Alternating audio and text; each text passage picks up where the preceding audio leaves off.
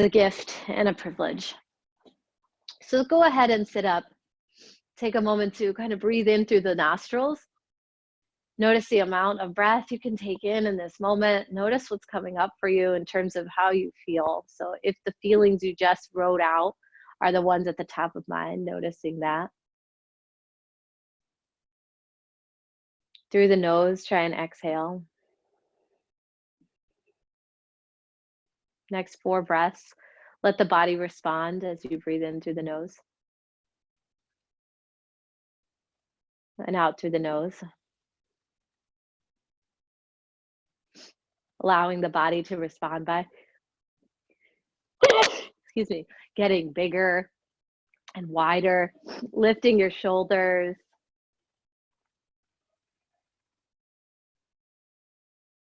Noticing the environment you're in, if you're set up for ease and comfort, or if you're set up to work a little bit harder today to understand the dynamics of your space.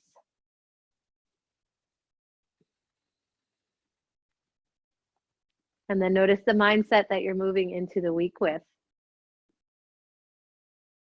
I'd like you to start to compartmentalize the way you're thinking about your week and the time in front of you. Compartmentalizing is really just another way of saying labeling. Go ahead and label what's going on for you this week. Excuse me. And as you do that, notice if you apply labels that are heavier and what parts of your week that applies to. If you're not a meeting person, you might be thinking, oh, I'm a little bit anxious about how many meetings I have. I like to get my work done on my own. I like to have time for breaks, and my schedule just doesn't look like it allows for that. So I want you to sit with that, recognize it, and then work away from it as best you can, because we're in a place where we can't change the schedule too much as it stands. But how can we then use what we know about our schedule now, about the way we feel about things now, to affect change for us in the near future? It might not be in the immediate future, but in the near future. So I want to talk a little bit about boundaries and how boundaries can show up as radical acts of self-love. Deepening the breath. Take a moment to remind yourself of the last time you did something that felt like was a radical act of self-love.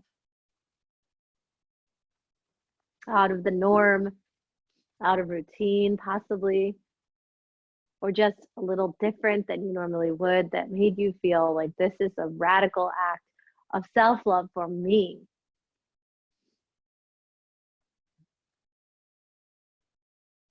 And of course, when we try to turn the light back on ourselves in a positive way, it can be tricky. It can bring up issues of guilt.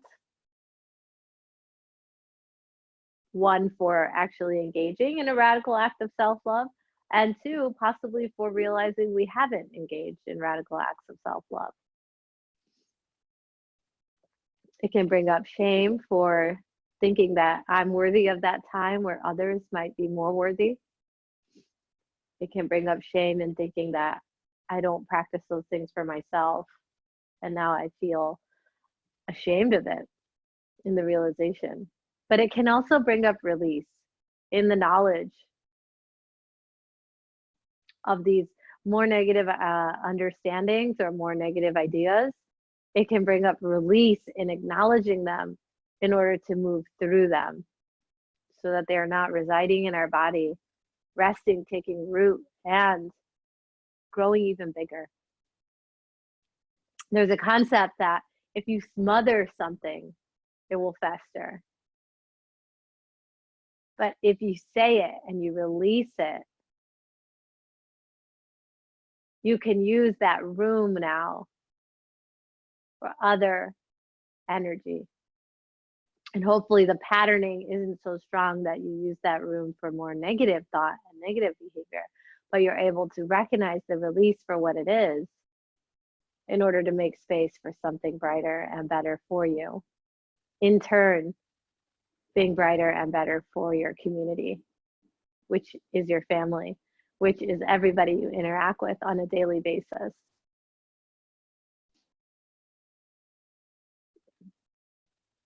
So I want to take a moment and just recognize that where we sit today in the comfort of our own homes is very different amongst us. It's very different for many Americans, and it's very different for many people on this globe.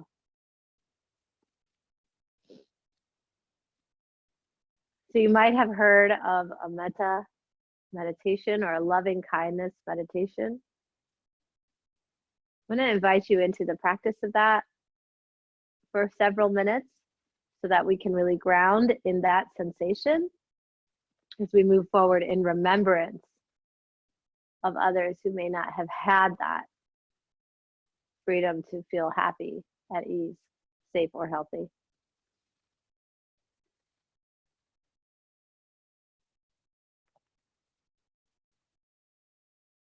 So I'll give you my version of it for today. If you have a different version, you're welcome to recite that. You can even mute me for a few minutes, or you can just follow along with what I offer you.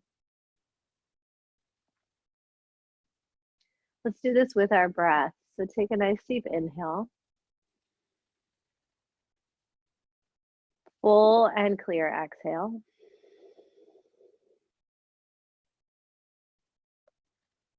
Inhale to begin. May you be happy.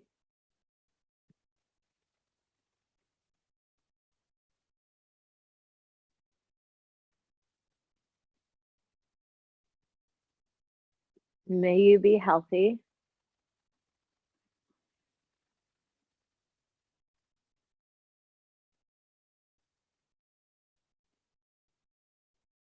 May you be safe.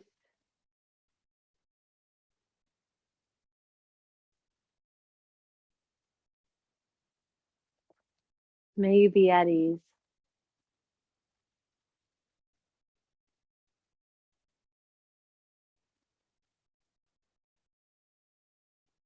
May I be happy.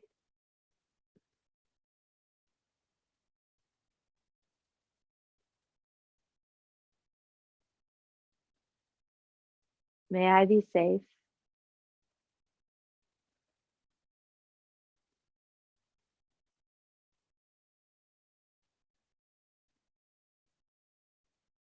May I be healthy.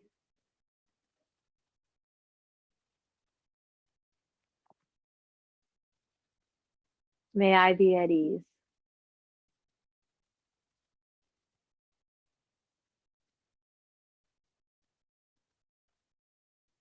May we be happy.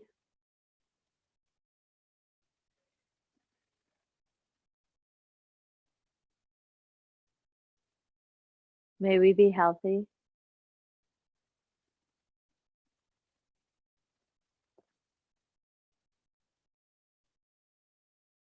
May we be safe.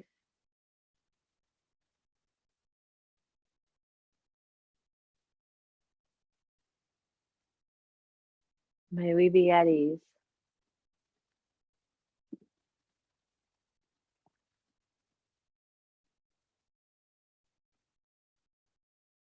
May they be happy.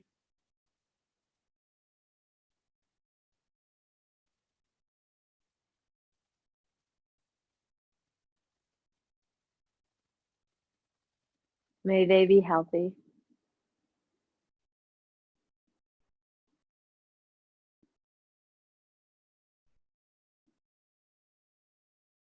May they be safe.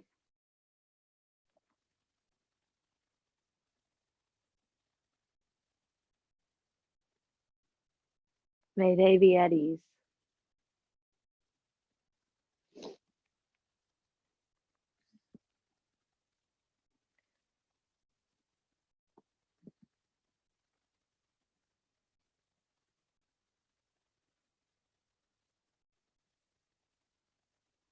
Not everything that is faced can be changed,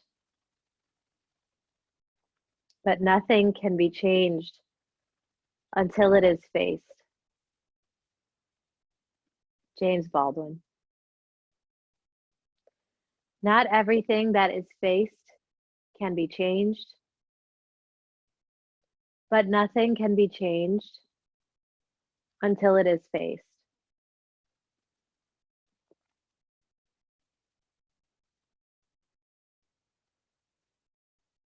In loving kindness, in honor of their memory, deep breath in. George Floyd.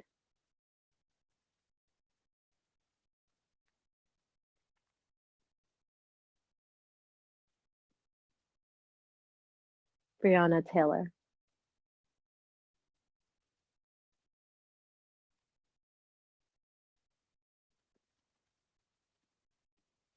Ahmaud Arbery.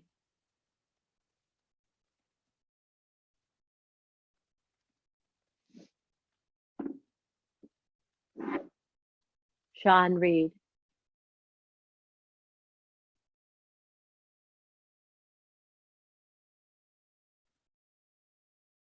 Tony McDade.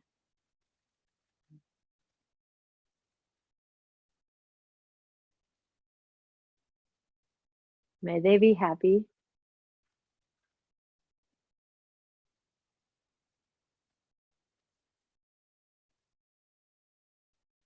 May they be healthy.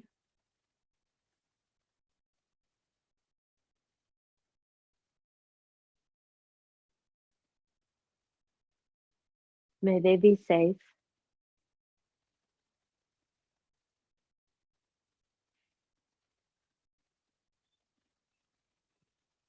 May they be at ease.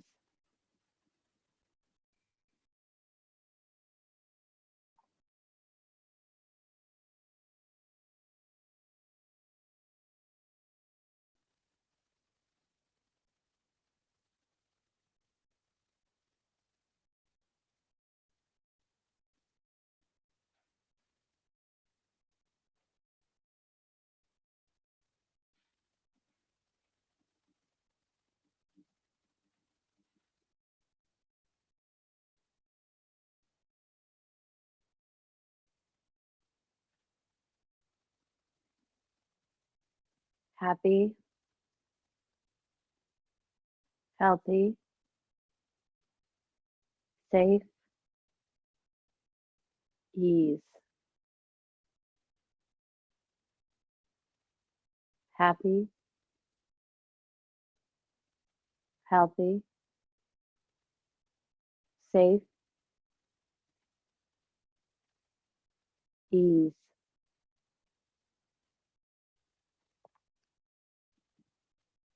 Happy, healthy, safe, ease. Happy, healthy, safe, ease. Happy, healthy, safe, ease. Allow yourself to repeat that or whatever words come up for you for the next minute or so.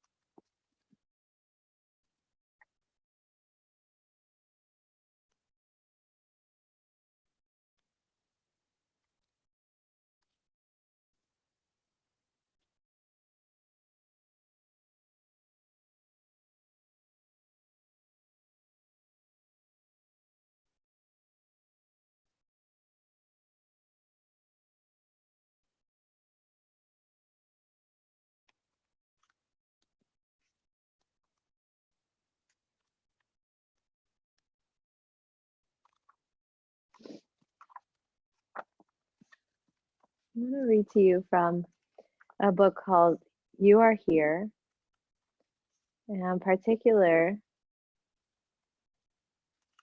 about caring for pain. So the book comes from Thich Nhat Hanh, who's a Zen Buddhist philosopher. So you'll hear references to God and the Buddha.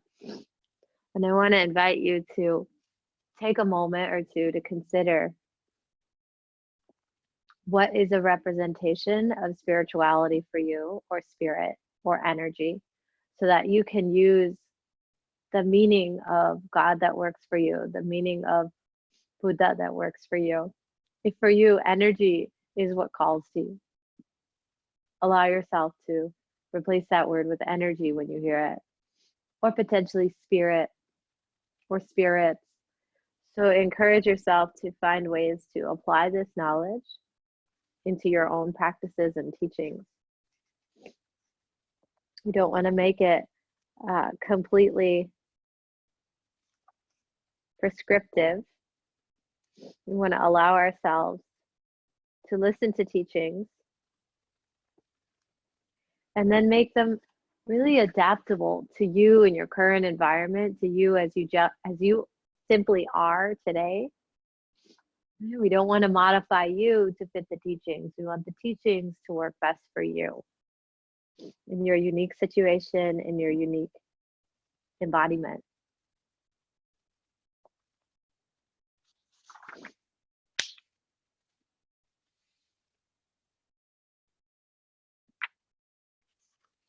Caring for your pain. In the chapter called Practicing Skillfully with Our Past, I just want to comment that our past is not so far away from us. This present moment, as it expires, becomes our past. And so this weekend and last week is now part of our past. Yet if we forget that our past exists and is comprised of all these memories and experiences that shape us into who we are in the present, then we forget the richness and complexity of who we are. And we potentially lose out on the ability to care for ourselves in the right way, to nourish and acknowledge that richness and complexity. On caring for your pain, have you ever written yourself a letter? Have you ever had a talk with yourself? Have you spoken with the little girl or boy or person who is there still alive in you? This little person is suffering and carrying a lot of wounds. Now it is time to come back and embrace that person. Take the time to come back to the little girl or the little boy and say, "Dear one, I am here for you. I know you have a great deal of grief in you. I can feel there are wounds. I am sorry I abandoned you for such a long time. Thanks to mindfulness of the breath, I am back." This is an indispensable practice. Writing a letter like this creates genuine transformation. I am here for you. For you means, first of all, for ourselves. There is pain and suffering in us, and we have tried to get away from it. We have not practiced the true presence that allows us to soothe the suffering that is in us. We turn on the television, we pick up a novel, we make a phone call, excuse me, so we can escape from ourselves. We do this every day. We have to change this habit. We have to come back to ourselves so we can take care of the situation. I am here for you really means I am here for myself. I am here for my suffering, for my pain. You should look at your pain as though it were an abandoned baby. You should come back to yourself so that you can take care of this suffering baby. Your fear, your depression, your despair, that is the baby in you. It is yourself. My dear one, I have come back. I am here for you. Breathe in so that you generate the energy of mindfulness. With that energy, cradle your baby in your arms. My suffering and my pain, I am here for you. This is the practice. Developing true presence has two purposes. The first is to make contact with everything that is beautiful, refreshing, and healing. We need that. We need the nourishment of a gorgeous sunset, a child's smile, the song of a bird, the company of a friend. All of these things are precious, and we should be there to touch them. This is the first thing that mindfulness lets us do. The second thing that mindfulness does is allow us to come back to ourselves and embrace our pain. Most people are afraid to come back to themselves because that means having to face the pain inside of them. With the practice of mindfulness, the situation changes. We come back to our pain, but now we are well equipped with the energy of mindfulness that has been generated by mindful breathing and by meditation. We use that source of energy to recognize and embrace our pain. This is very important. If you are unable to take care of yourself, how can you take care of anyone else? How can you take care of the person you love? When you are here for yourself, when you have reestablished some basic order and peace within yourself, then you can take care of the person you love. It could be your son, your daughter, your partner, or your friend. But if you are not able to be here for yourself, it will not be possible for you to be here for them. That's why you must come back to yourself. There is a third thing that mindfulness does, which concerns our environment and society. If you are an environmental or peace activist, your work will be much more meaningful if you have peace, solidity, and freedom in yourself. Then you will serve society and the environment much more effectively. I am here for you means that I bring myself back to the present moment so that I can reestablish order, harmony, peace, and joy in myself. After that, I am here to soothe suffering and to offer joy and happiness to someone else. Beyond that, I am here for the environment, for society, for all those who are suffering.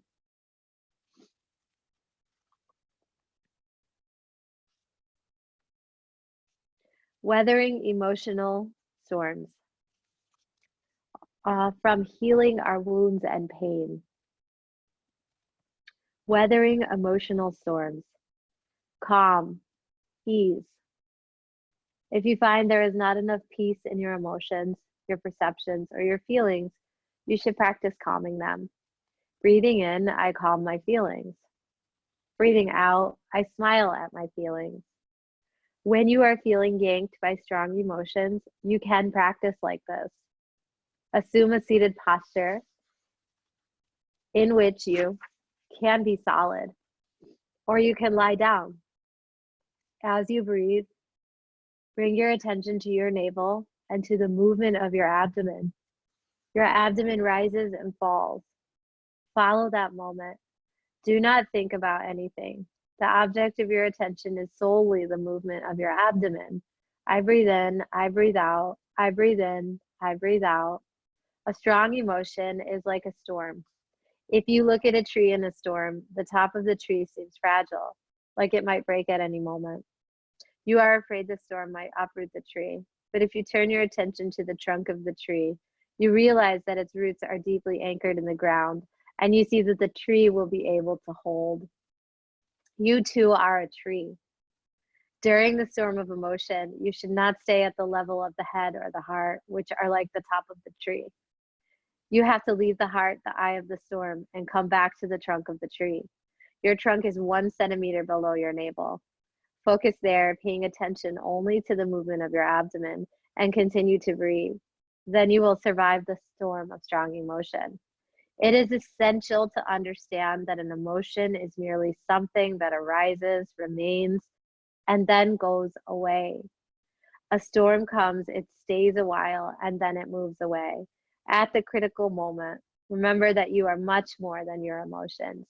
There is a simple thing that everybody knows, but you may need to be reminded of it. You are much more than your emotion. Many people have no idea how to face their emotions, and they suffer because of it. A lot of young people are like that, and they think the only way to put an end to their suffering is to kill themselves. Why do we have to die because of an emotion? We must practice this ourselves, and we must help young people to practice it. You should not wait for emotion to appear before you begin practicing. Otherwise, you will be carried away by the storm. You should train now while the emotion is not there. So sit or lie down and practice mindfulness of the breath, using the movement of your abdomen as the object of your attention. I am positive that if you do this exercise for 20 days, 10 minutes per day, then you will know how to practice whenever a strong emotion comes up. After 10 or 20 minutes, the emotions will go away and you will be saved from the storm. I want to invite you to just sit with that, on the responsibility placed upon the individual to understand emotions come and go. And before going and after coming, they stay and they dwell. And they have an opportunity to take root and stay even longer, or to leave upon your insistence. I want to invite you into how you're feeling as an individual, remembering that your work to better yourself is the first step in the path to help our communities and our environment. And the second step on that path is to be with the ones you love. True, genuine, authentic relationship. And the third step is to then offer that truth to the community, to the environment, and for world peace. I want to thank you for taking time for this practice in that first step. Before we go today, I want to invite you into the sacred sound of Om. I want to invite you into our closing practice. And then I want to invite you into writing into the chat how you might be feeling, 1 or 2 words to describe it. And before we do any of that, I want to invite you into tomorrow's new class. It's at 8 a.m. weekly. And for the month of June at the minimum, it's a donation only class. So beyond any processing fees, which are 2.9% and 30 cents per transaction, all the money coming in for that class will go directly to a local organization here called Equality for Flatbush that has been operating since 2013 for 2 purposes. 1, against gentrification and to keep people from the neighborhood in their homes. 2, to end police murder in the NYPD. Since 2013, that organization has come together with those aims as an effect to a cause, as a response to a sickness. I want to invite you to consider sharing about this class or joining yourself if the timing works for you. With that, with hands over your heart and your belly, breathe into where you are.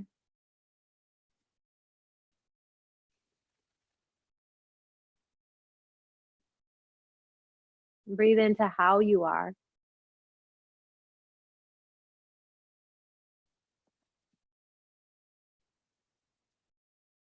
And breathe into who you are.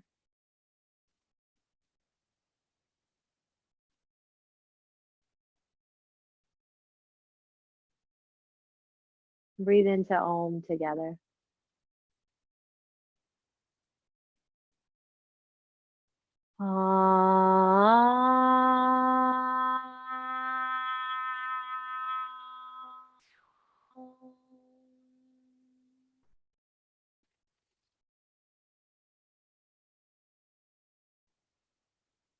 Please join me in a soft bow to honor this practice, this space, this community, and this land.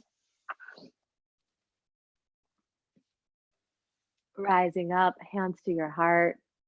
Om Shanti, Shanti, Shanti. I hope you have a lovely rest of your day, and thank you for your practice.